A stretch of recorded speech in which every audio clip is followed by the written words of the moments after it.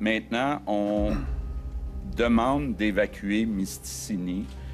Recently, today, they received some smoke, and now we can see that the sky is covered by smoke. I wouldn't have gone. I would stay. I did it before, and I would stay and stay and fight till the end, you know. And what do you think about the fact that Legault say you need to evacuate? He's not my chief. It's too smoky and risky for us people, but there's other people that don't want to leave. We were working very closely with sulfur, you know, every day. Also to add, every day, like Michael mentioned, we met with SOFA every morning and the evening. We get all the information, all the facts. This is the important thing, the facts. Then we made a decision from there, what our next steps will be. And so far it's been working very well. Good collaboration amongst the team. Since June 1st, the province of Quebec has been facing a significant disaster. This year's wildfires are unprecedented. Quebec has already witnessed the scorching of 740,000 hectares of boreal forest, which is more than 300 times the average during the spring season over the past decade. Within 72 hours, SOPFER, a forest fire protection agency based in Quebec, recorded 95 new fires, and the number continues to rise, resulting in the evacuation of numerous communities and villages. One of them is the Cree community located in Mysticini, a small village in northern Quebec with a population of about 4,500.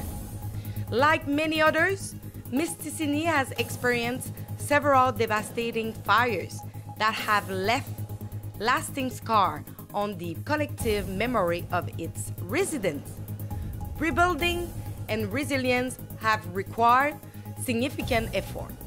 Throughout history, Quebec has faced numerous major wildfires in the northern part of the province. According to community members, the fires that have had a profound impact on citizens include those from 1996, 2006, and the current ones. Let's take a closer look at the event of 2006. On June 7, 6 forest fires ignited by lightning were really close by the village.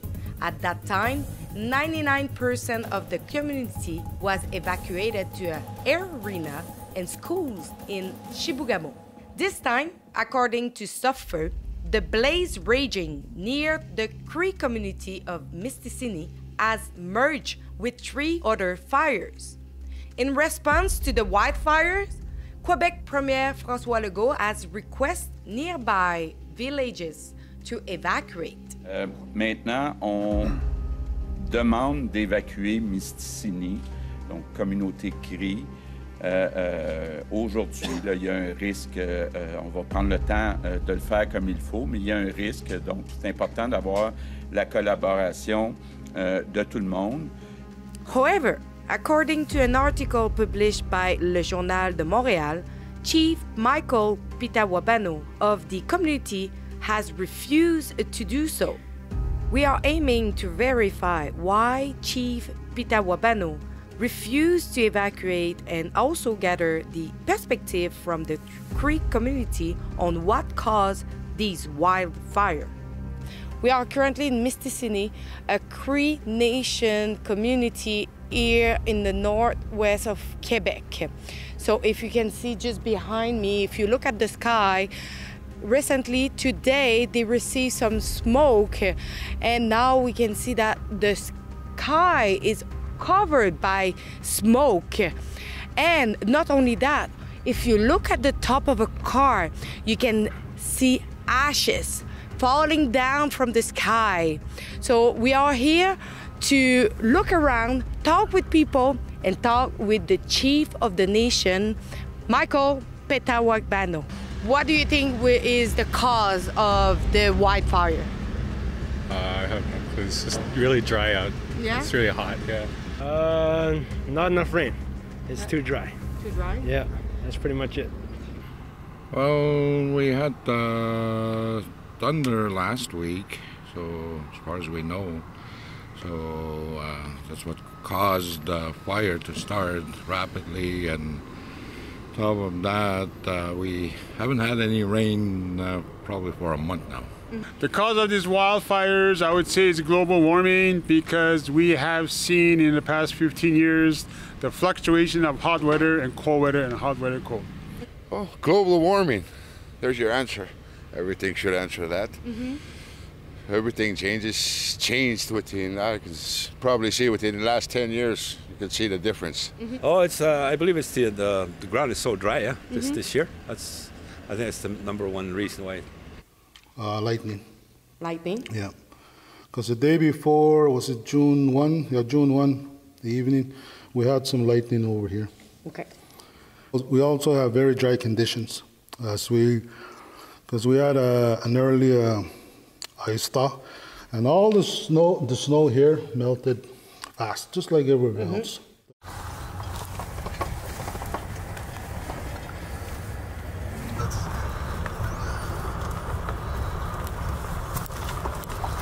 So what we did was we built a fire barrier that was recommended by SOFA. They just let us know what we needed to do, and we executed the plan as fast as we can. The day they told us about it, they talked about it, is the evening that we started. And we had a local crew of operators that worked during the night to do it. And also there was another crew from Chibougamau, which they joined forces to complete this fire barrier. Climate change is here. We feel it. We feel it up here. Our winter months are not as cold. We used to have minus 50. I don't think we're getting minus 50 anymore. We're not seeing that. Our summers are coming faster, so yes, everything is getting drier. Are you happy to not have been evacuated of your city? Oh yeah, I would be hard-headed. I wouldn't move. Did it was a bad move to Legault saying like you need to be evacuated? From Mr. Disney? Yeah. Yeah. He's not. He has to see it with his own two eyes to say it before he can actually say evacuate. Because at the time, we had no smoke. The fire is quite a distance away, but yeah, he wasn't a good call to get us to evacuate. Just because Chibougamau and OJ evacuated. Yeah, I'm happy to stay here where we feel comfortable.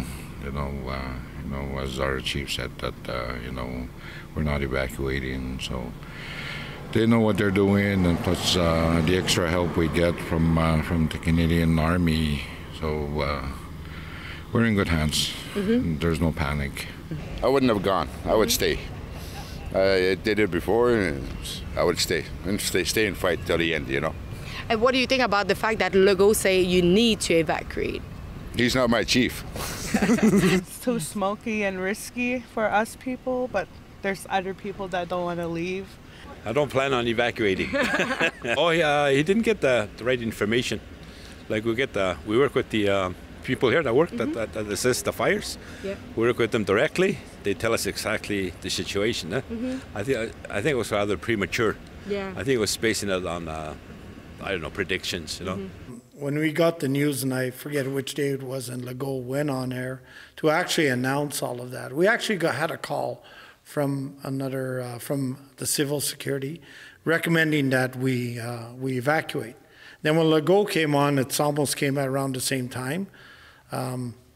We didn't know where the information was coming from. As I had mentioned to you, we were working very closely with Sulphur, every day. So we didn't know where it was coming. So Jason investigated a little bit more. I investigated a little bit more. And nobody knew where the recommendation was coming from. It wasn't coming from here. Because as I mentioned, we had our perimeters that we're watching, you know what I mean? That when do we call the shot? So it kind of created chaos for our community. When other people from I don't know where were calling the shots and telling us to evacuate. So I immediately went on the air and reassured people that, you know what I mean, we are the authority here. We make the decisions here. We're working with Sulphur, and not to worry about that. And that's what we did.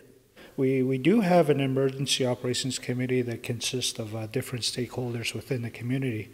The Cree Board is one of them, the Health Board is one of them, and it's a team that's put together to look at these type of situations. Also to add, every day, like Michael mentioned, we met with SOFA every morning and the evening. We get all the information, all the facts. This is the important thing, the facts. Then we made a decision from there, what our next steps will be. And so far it's been working very well. Good collaboration amongst the team.